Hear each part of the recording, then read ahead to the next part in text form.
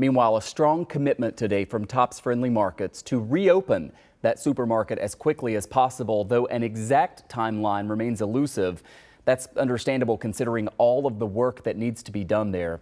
Joining us live right now is the president of Tops Friendly Markets, John Persons. We really appreciate you coming on and talking us through this. Earlier today, when we asked you how quickly you can reopen the Tops on Jefferson, I want to read the quote. You said, "I commit to you that we will do it as soon as we possibly can." I think we all totally appreciate that you don't have a definitive timeline. There are so many things that are out of your control. But we've reported how the supermarket near Denver, Colorado, that was also the site of a mass shooting, was closed for almost 11 months. I don't believe that was in a food desert like this one is. Do you expect it's going to be that long? Is it going to be a lot sooner than that? Do you have sort of any rough estimate for the people watching?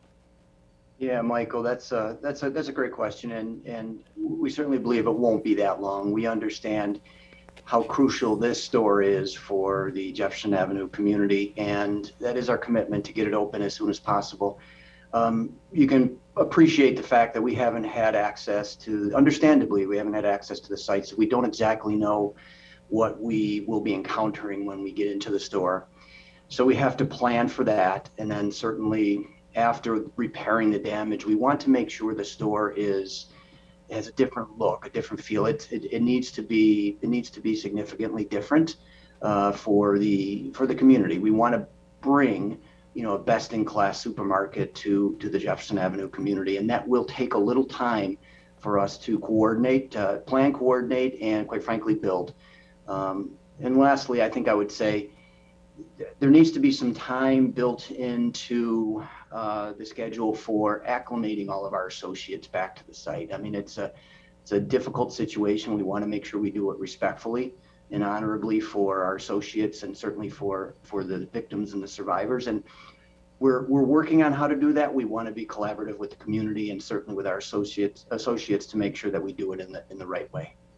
Will you commit to running the shuttle for as long as it takes until you can reopen the supermarket? And I wonder, what can community partners do to help you over the medium and long term to kind of fill the needs of that neighborhood as you wait to reopen?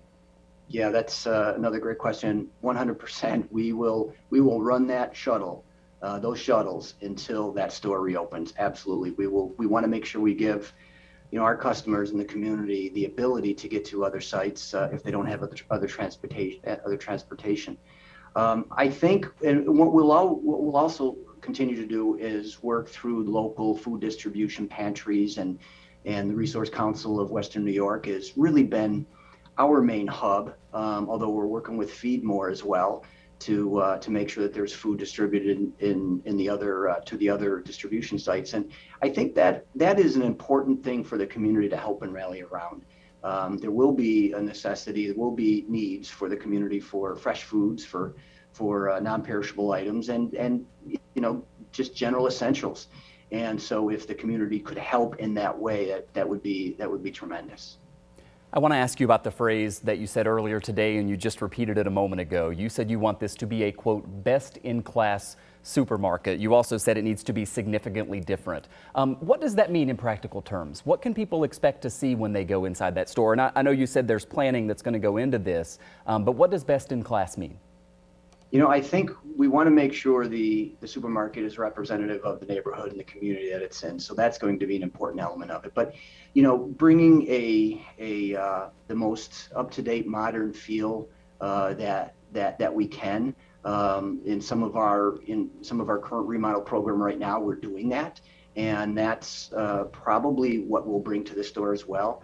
We want to make sure it's open, it has the right amenities, has the right offering for the customers on Jefferson Avenue. So that's really what we're going to focus on.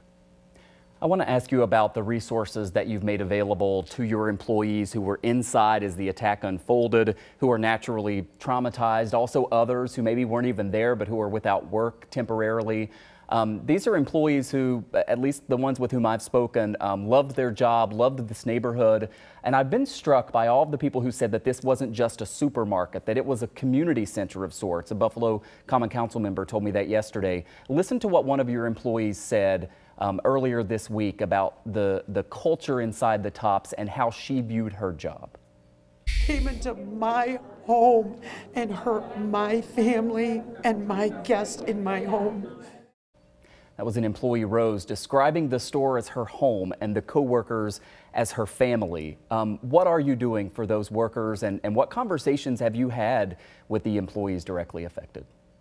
Yeah, I think Rose is right. It's become very clear that, you know, that group of associates, they certainly were a family. And, you know, I can say that the first 24 hours after the incident, 36 hours were pretty chaotic. And what we focused on was really understanding the condition of all of our associates, the physical condition, the emotional condition, the mental condition.